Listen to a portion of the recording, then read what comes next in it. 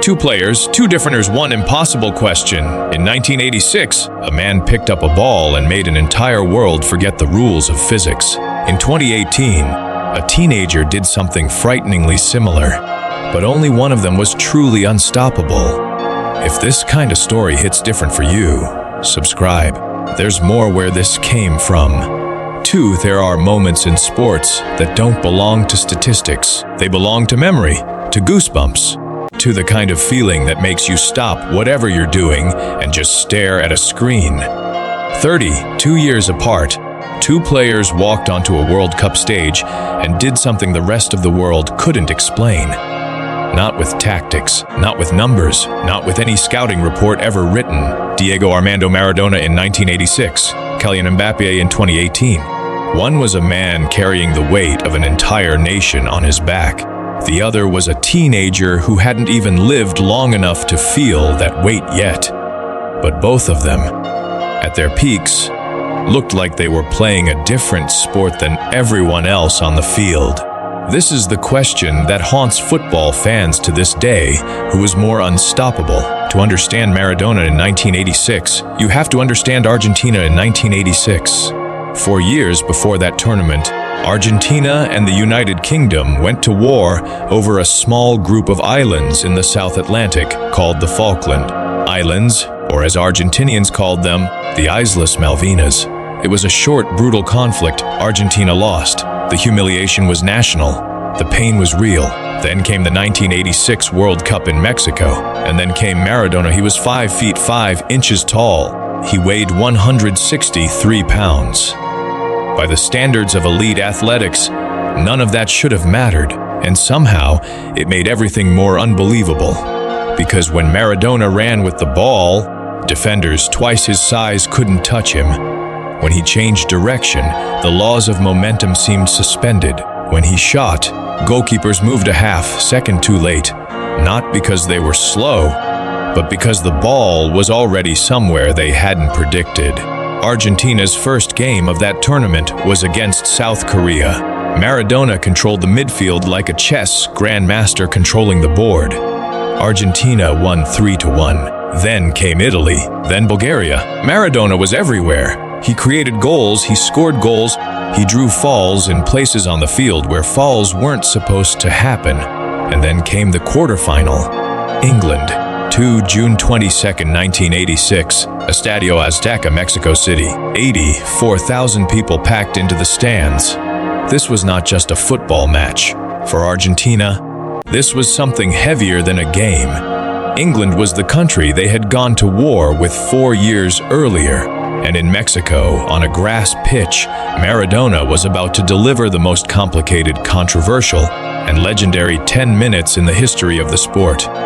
First, the handball. In the 51st minute, Maradona punched the ball into the net with his left fist. The referee didn't see it.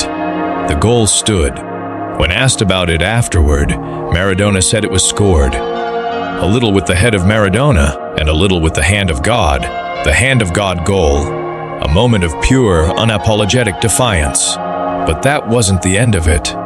4 minutes later, 4 minutes, Maradona picked up the ball near his own half. He turned, he ran. 60 meters. He dribbled past 5 English players and the goalkeeper. He scored.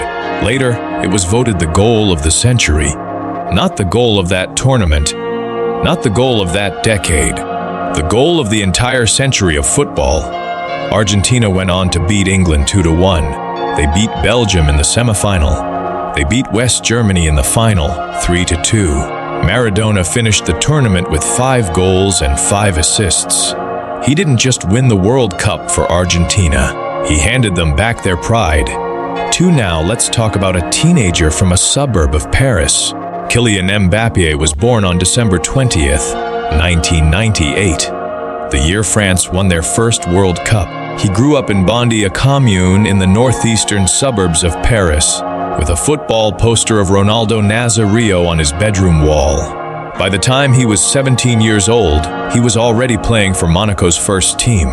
By 18, Paris Saint-Germain paid 180 million euros, approximately $200 million, to make him the second most expensive transfer in football history at the time. He was 19 years old when the 2018 World Cup in Russia began. 19. France's first game was against Australia. Mbappé came on as a substitute in the second half. You could already feel something was different. Not just the speed, though the speed was otherworldly. It was the confidence. The kind of confidence that doesn't come from experience, because he barely had any.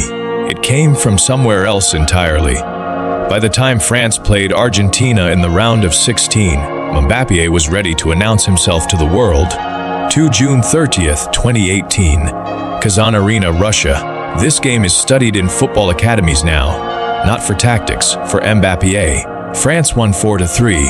Mbappé scored twice. He won a penalty. He created chaos every single time he touched the ball.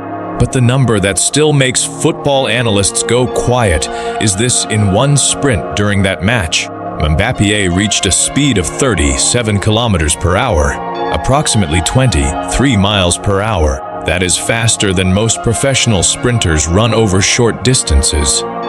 He did it while controlling a football. Argentina's defenders, experienced, world-class, prepared, looked helpless, not confused. Helpless.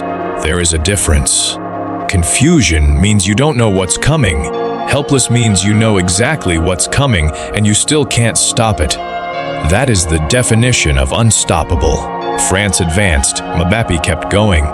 Against Uruguay in the quarterfinal, he was the creative engine. Against Belgium in the semifinal, one of the best teams in the world at that moment, Mbappé was relentless. And then the final, against Croatia, France won 4-2. Mbappé scored in the 65th minute to make it 3-1. He became only the second teenager in World Cup history to score in a final. The first was Pelé in 1958. He won the Best Young Player award of the tournament. He finished with 4 goals. France lifted the trophy. He was 19 years old, and he looked like he was just getting started. 2. So here is where the comparison gets truly difficult, because both of them were unstoppable. That is not the debate. The debate is what kind of unstoppable they were. Maradona was unstoppable in a way that felt mythological. He was physically undersized. The pitches in 1986 were harder, less maintained. The tackling was more brutal. Defenders could do things in 1986 that would earn a red card in any modern league. The ball technology was heavier and less predictable, and yet Maradona ran through all of it like none of it applied to him. He was not the fastest player on the field. He was not the tallest. He was not the strongest. But when he had the ball, he was untouchable. There is footage, real, documented footage, of defenders grabbing his shirt, hitting his ankles, pulling him by the arm, and Maradona just continuing to run, as if the contact didn't register. Mbappé, on the other hand, was unstoppable in a way that felt scientific. Pure pace, explosive acceleration, a first touch so clean it looked like the ball was magnetic. His movements were calculated but executed so fast they appeared instinctive. He didn't need to dribble past 5 players the way Maradona did. He needed only one step of separation, and that was enough. One step, and he was gone. Where Maradona controlled games through individual brilliance that broke the opposition's spirit, Mbappé controlled games through speed and directness that broke the opposition's defensive structure. 2 different weapons, 2 different eras, both devastatingly effective. But here is the thing that separates them, and this is not about ability. Maradona did it under a weight that Mbappé has never had to carry. Not yet. Argentina in 1986 was a country still healing from war.